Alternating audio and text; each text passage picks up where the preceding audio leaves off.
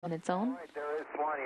Swanee is, and Ricky are not with us. They're already in the airlock camping out for tomorrow's EVA. So we started out today with Swanee doing a CWC fill, and that's Dr. Swanson getting it going in the morning.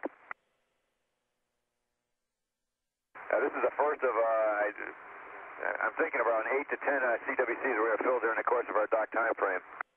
And there's myself jumping on a little email for the first time in the morning, and I opened it up and found out I had no email.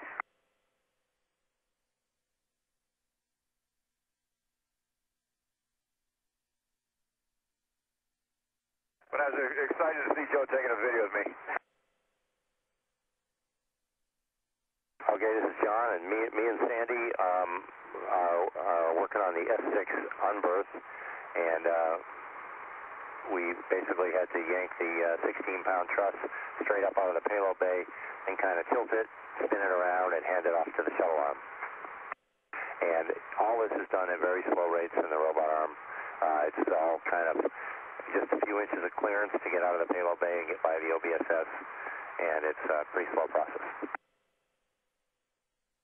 And while John was doing that, I was operating the shuttle cameras on the Discovery side over here to support John's robotic operations.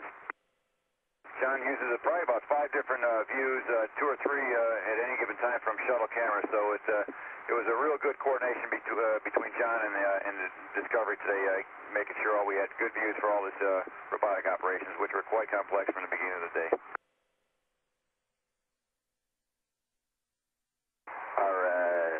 Our bicycle workout device has been causing us a few problems. The ground worked real hard and got us a troubleshooting procedure, so we had vacuum cleaners and tools and cutting up T-shirts and trying to make sure the inside of our bicycle ergometer was clean and FOD-free. We took this little bit of video to show the ground that we think we might be ready to take the whole thing apart piece by piece and try putting it back together.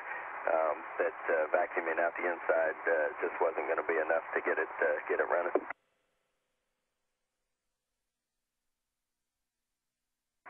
More views, I guess, as I'm supporting robotic operations this afternoon.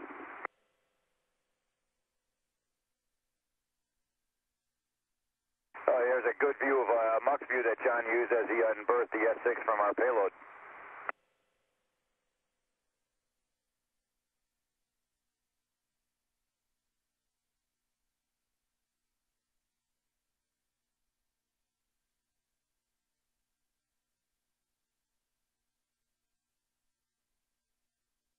And there's just one of the beautiful views that we get out here of the truss, and it's quite the bit of art going from the station arm to the shuttle arm, and it's a handback going between one or the other of the ground. Just the whole team down there did a great job in preparing all that, and we're just very fortunate up here to have a beautiful view like that.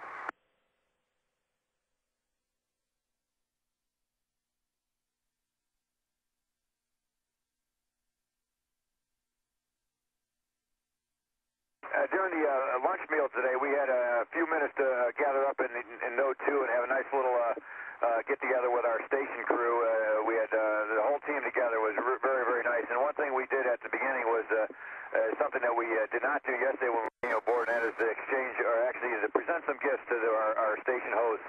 And those were gifts in the form of crew shirts, matching crew shirts that we're going to use for our crew picture here in the next couple of days. So we're passing out shirts to both, to all Mike, Spanky, as well as Sandy and Yuri. And again, as appreciation, showing our appreciation for a lot of hard work that they did in preparation for us getting here. And so as soon as we got here, operations were very smooth because of all the good hard work they did. This is just a very, very small token of our appreciation.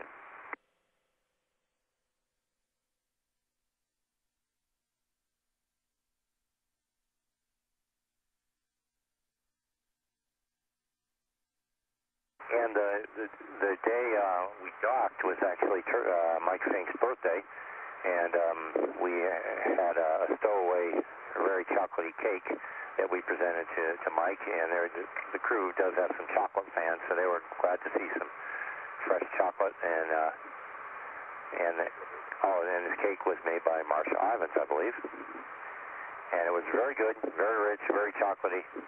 A little bit crumbly at first, but we soon mastered that and got bigger and bigger chunks.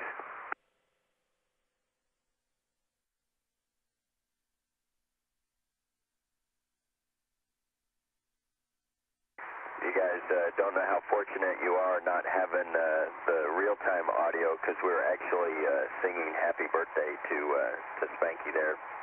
He couldn't stand it any more than y'all probably could. That's why I think you saw him doing the flip there, was trying to do anything he could to make the noise stop. Eventually the song ended and we got the cake open and got the cake cutting and the chocolate eating underway.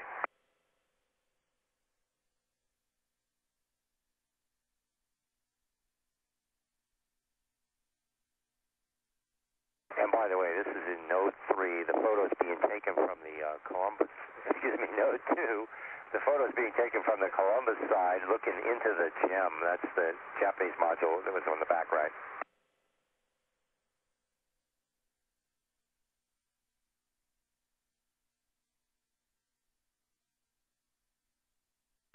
And you probably can't see it as well as we could, but Sandy was very, very happy to get that cake.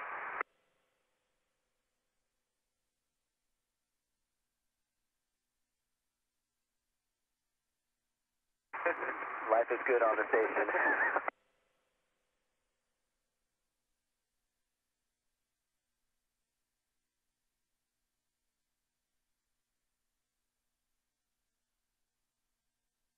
Okay, back to business here, and again, another nice shot. I believe this was taken out the pilot window of the arm as it was being moved on the MT. As you know, after we handed off the truss, the S6 truss today, we had to move the MT downstream, and that was a nice shot there.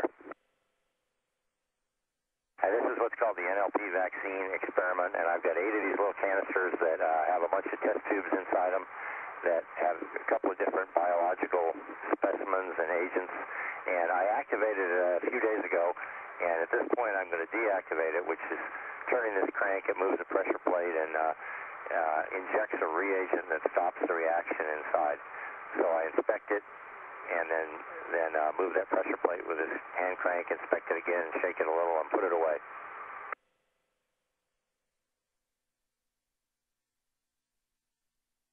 And I'm pleased to report that all 8 of these canisters were intact, and it looks like we've had a successful experiment.